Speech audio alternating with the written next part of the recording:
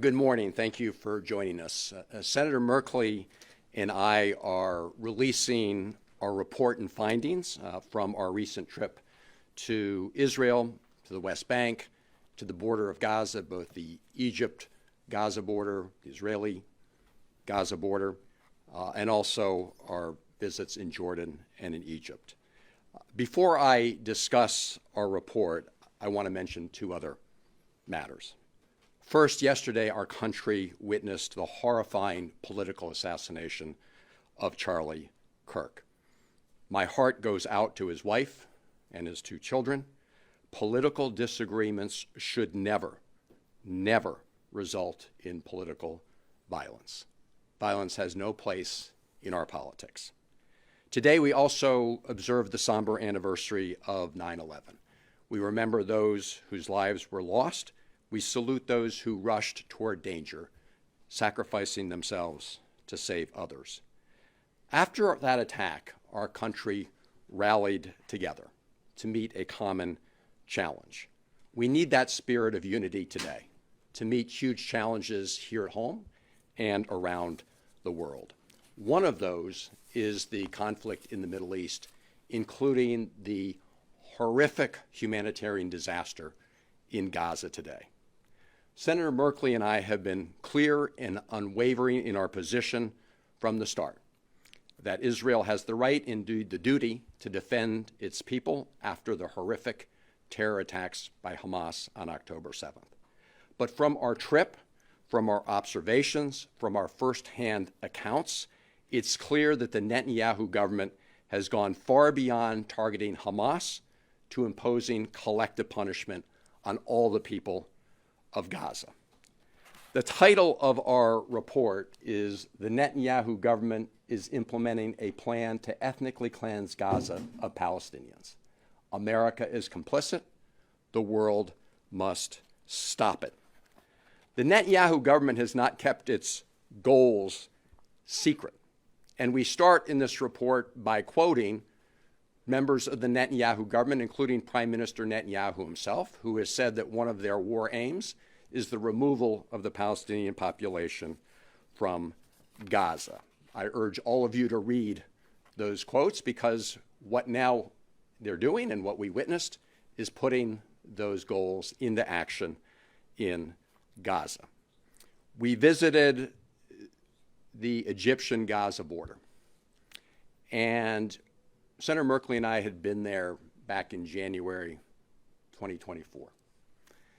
And at that time, on the Gazan side of the border, was the thriving Palestinian town of Rafah. This time, when we went to that border, we were able to climb up a taller building and actually look directly into Gaza. And what we saw with respect to Rafah was rubble. And you can see from this photo that Senator Merkley took that you could see it with your naked eye. And when you got your binoculars, you could see the city of Rafah, which had been home to about 210,000 people, Palestinians, reduced to rubble.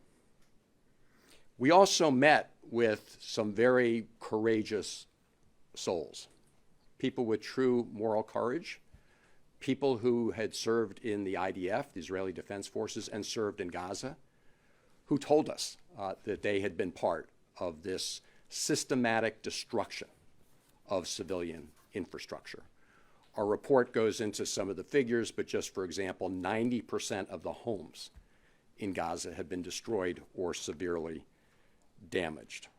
And in our interviews and through our observations, it was clear that the Netanyahu government is also restricting the delivery of humanitarian assistance into Gaza, including using food as a weapon of war.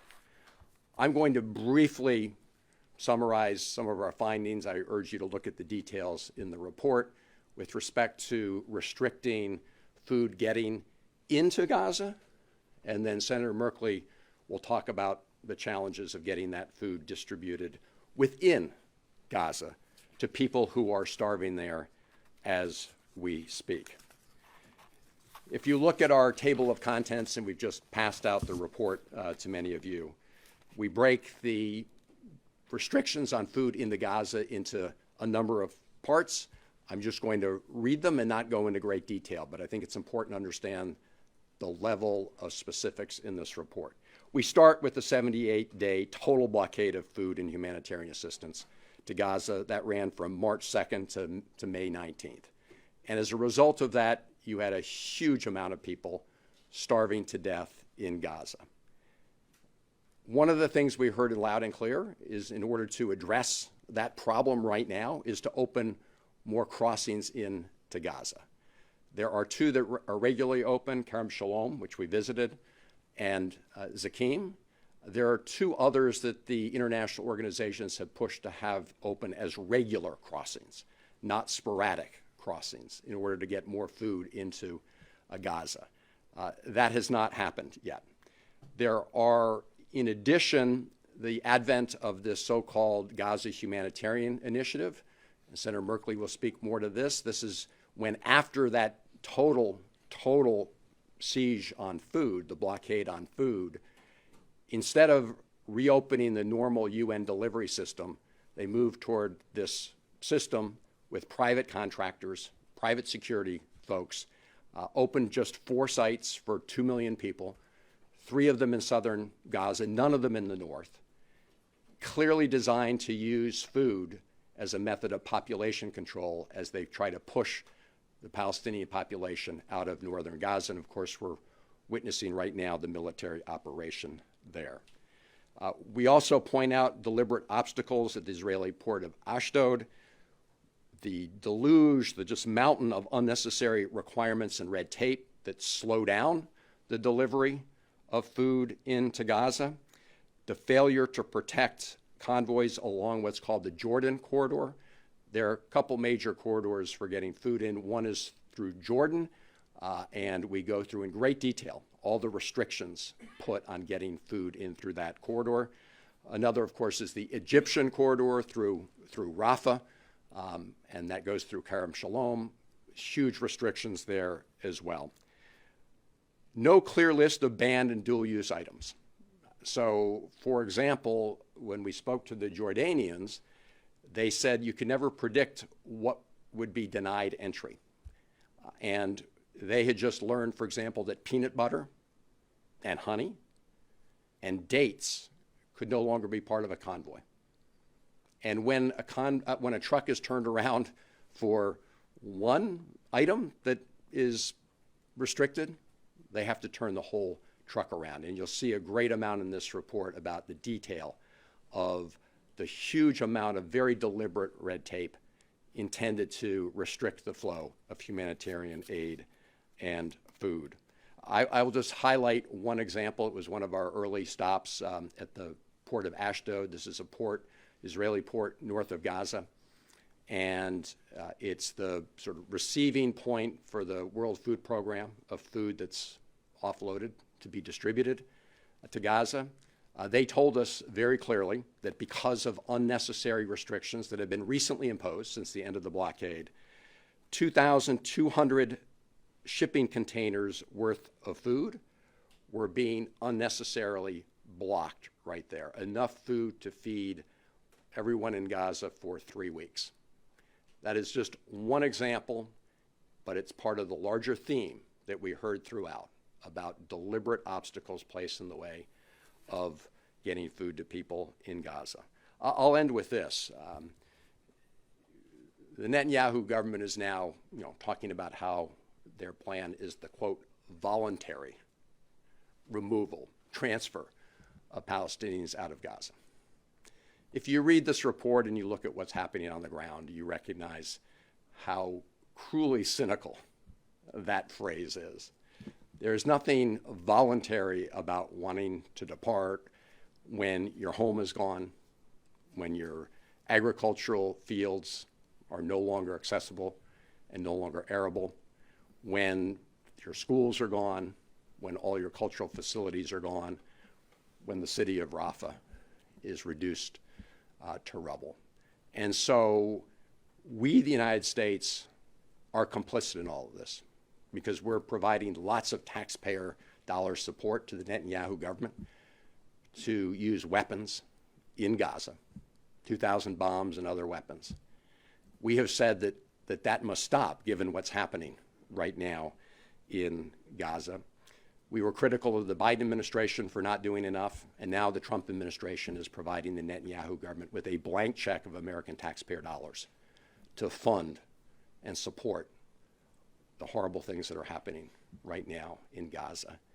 The world must end this, and we will do everything in our power to make that happen. And now let me turn it over to a good friend and colleague and somebody who is determined both to shine a spotlight on what's happening, but determined also to end the war and bring the hostages home. Our very last meeting our very first public meeting, I should say, in Israel was with the hostage families, many of them. We met in Hostages Square in Tel Aviv. Their message to us was clear, that Netanyahu has prioritized his political survival over the survival of our loved ones. We believe that to be true. We need to end the war. The United States needs to do its part to end this war now and to bring the hostages home now. Senator Merkley. Thank you very much, Chris. And no one in the Senate has spent so much time and effort to be fully educated about the dynamics in Gaza, the West Bank, in Israel, in Jordan, in Egypt. So thank you so much for your leadership. I want to emphasize that this strategy of ethnic cleansing in Gaza has these two main components. One component is to destroy homes so that they cannot be returned to. Despite having seen the city reduced to rubble through satellite photos, to climb an outside staircase, fire escape to the top of a 3-story building, stand on a ledge, look over, and see this city reduced to rubble, that was extraordinarily powerful to just bear witness to that strategy that's being implemented. Not long ago, as Chris said, 1 million people were here, many of them refugees from other parts of Gaza. That second strategy deprived Palestinians of essentials to live: food, water, medicine, and the piece of this that receives the most attention is the food factor. And Chris has described obstacles about getting food into Gaza.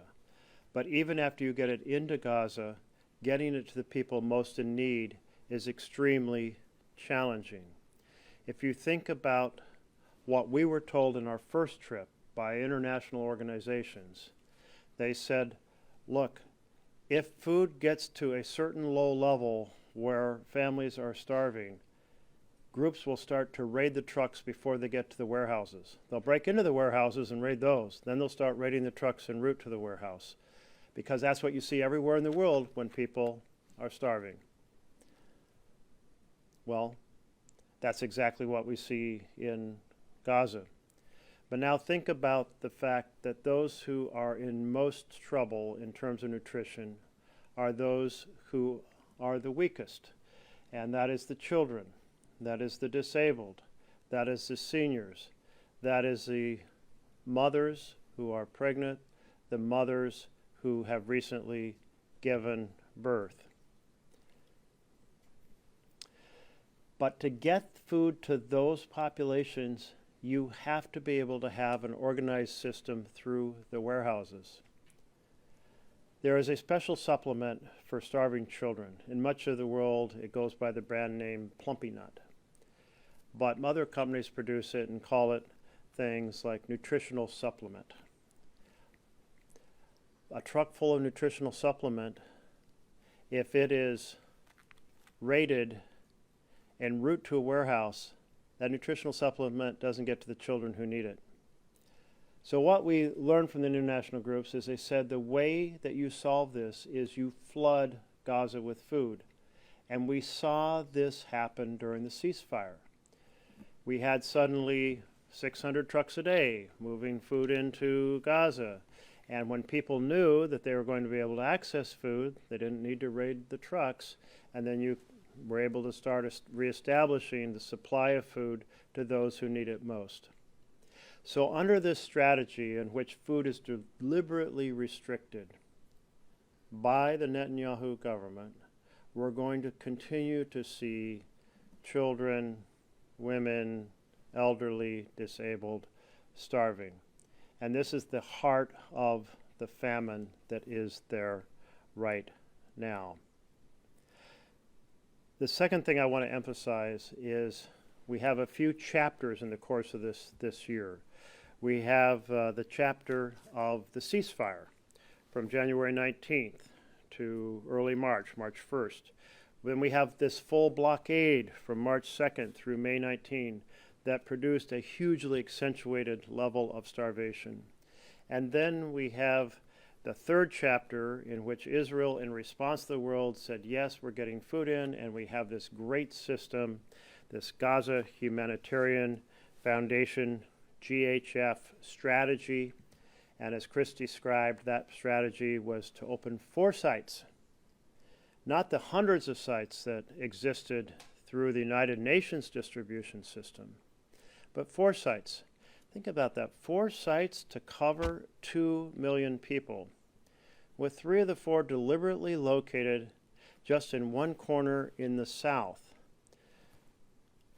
The goal of that was, hey, if you're in Gaza City, somewhere to the north, the only place we're going to get food to you is if you go to the south. This is part of that strategy of displacement. That strategy has not worked well. According to a report by Humanitarian group, they recorded 1,373 people killed from May 22nd to July 31st.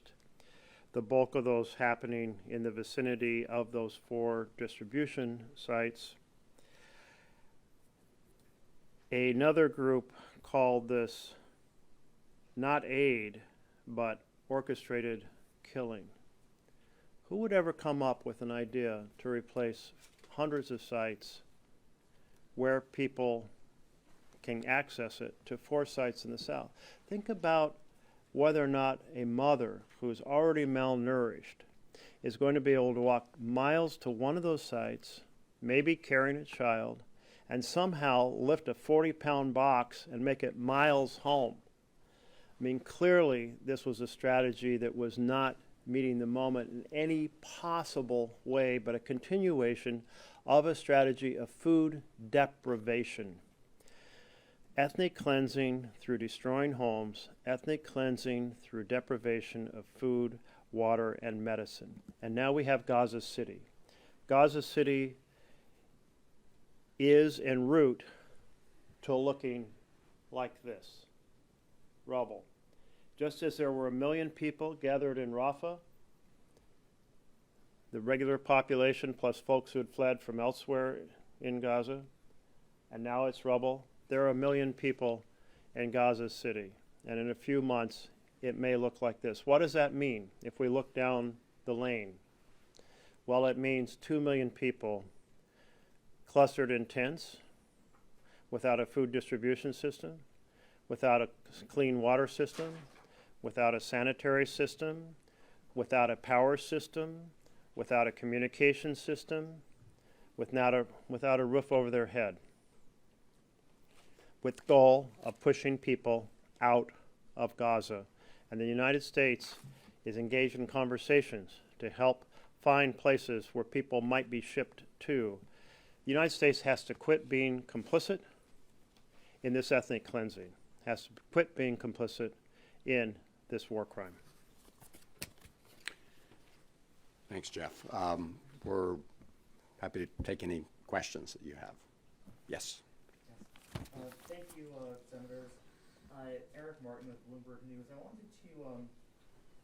wanted to ask you about your conversations with the Trump administration or your recommendations to the administration as to where U.S. policy should go from here, what leverage the U.S. should be putting on the Israeli government, the Netanyahu government, or what what the U.S. Request and urging should be to the government at this point in terms of its policy towards Gaza City and towards Gaza overall? Sure. As you saw, our conclusion is not only that the Netanyahu government is committing ethnic cleansing in Gaza, but the United States is complicit. We're complicit because we have effectively given the Netanyahu government a blank check. No restrictions, no red lines. And the Trump administration has therefore facilitated this. We were both critical of the previous administration for not doing enough. So the United States has the kind of leverage as a partner to be able to use our influence to end this war and bring the hostages home. I mean, after all, on the campaign trail, Donald Trump said on day one he was going to end the war in Gaza. He hasn't come close, and the reason he hasn't come close is he has refused to put the kind of pressure and use our leverage with respect to the Netanyahu government that we can do it. And if you talk to the, you know, if you as we did, if you talk to hostage families, and I think recent polling in Israel indicates this is the view of the majority of the people of Israel, that Netanyahu essentially prioritized his own political survival over the survival of the hostages and the end of the war. Yes. And Stephen Gross with AP. I'm wondering, from the Senate and acknowledging that you're in the minority, what can be done? Are you expected to have any resolution votes or anything of that sort? Just following up on this. Sure. Well, both of us are members of the Senate Foreign Relations Committee, and both of us are members of the Senate Appropriations Committee. And in both those committees, there are opportunities to put things to a vote and make sure that people are on the record.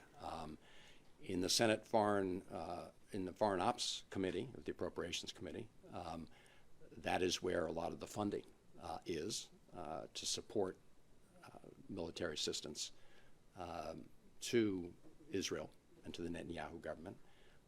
That's also where the administration we suspect, would get the funding to support something like the GHF.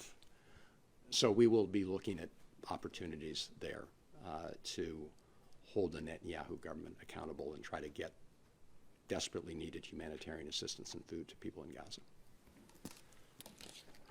It is significant that in the last two votes we had on arms sales in the U.S. Senate, 27 senators said we shouldn't be providing rifles. Those rifles are used both in Gaza and on the West Bank. The West Bank is an additional story in which there is now a green light for settlers to hugely attack Palestinian villages in a systematic way, cutting them off from olive orchards, from vineyards, from springs, from wells.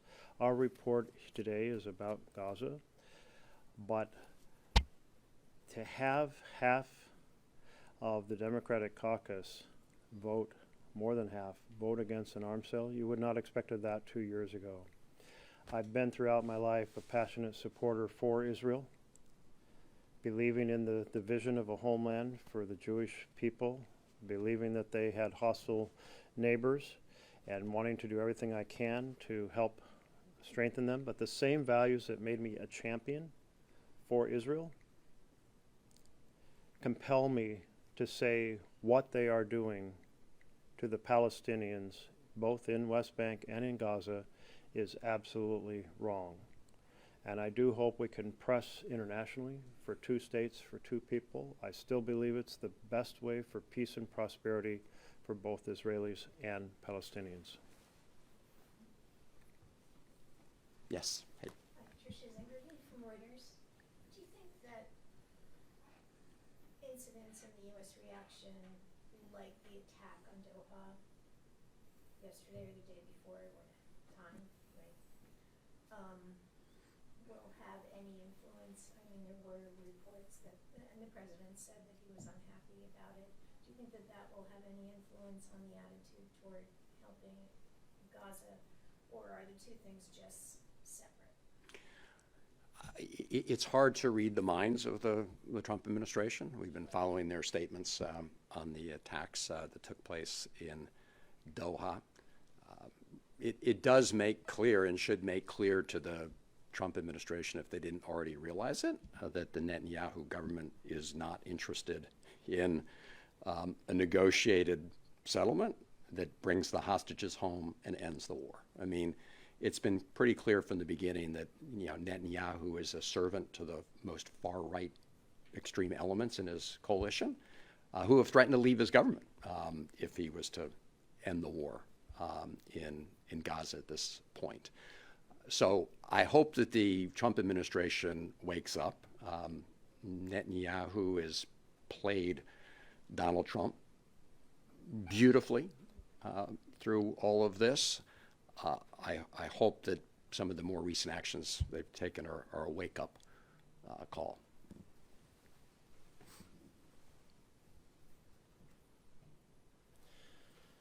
If I could have the confidence of Trump, if I thought he would listen to me, I would say draw a red line right now on Gaza City. Tell Israel we're not going to provide economic aid. We're not going to provide weapons, offensive weapons. If you continue this assault. The hostage families are clear that if a campaign taken many months goes forward on Gaza City, there's a very high chance that their loved ones who are still alive will not be alive by the end of it. Good chance that they're being held in Gaza City. Good chance that they won't live a few more months being moved repeatedly, just as those who are with them are moving to escape bombs.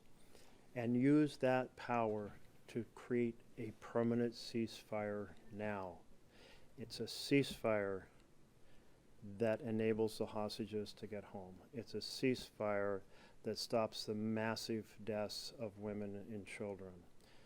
It is a ceasefire that allows in humanitarian aid and therefore the ability to stop the famine. It is a ceasefire that allows negotiations towards a better future. I want to just say amen to everything that Jeff Merkley just said. If you think back a number of years, the Biden administration actually drew what it described as a red line with respect to Rafah. They said that if the IDF went into Rafah, too fast and just destroyed it, it would create a humanitarian disaster. Well, Rafah's been reduced to rubble. We need to establish very clearly, as Senator Merkley said, that continuing the demolishment and attacks on Gaza City are unacceptable. And then we need to back it up. We need to back it up by using U.S. influence in the way that we've said, to do what Donald Trump said he was going to do on day one, end the war and bring the hostages home. I do just want to say, with respect to the West Bank, and we have a little bit in this report on the West Bank. It is not the focus of the report, but both of us, have been there in prior years, and you can see the changes rapidly taking place in terms of more illegal settlements, trailers on the top of hills, Palestinians being pushed off of their lands. And in this report, we do describe what's happening on the West Bank as ethnic cleansing in slow motion. The bottom line is that the United States needs to play its leadership role in the world with a country that has been our longtime partner, as Senator Merkley indicated. And a partnership has to be a two-way street. It's not like a one-way road. And the United States has interests in bringing an end to this horrible conflict and bringing the hostages home. We have strategic interests. We have moral interests as a country that says we stand up for human rights around the world. And so really this is the time to use that influence, to end the war and bring the hostages home. So thank you all very much for being here, and we urge everybody to read the report. There's a lot of detail in here that we were not able to cover in the time we have. All right, thank you.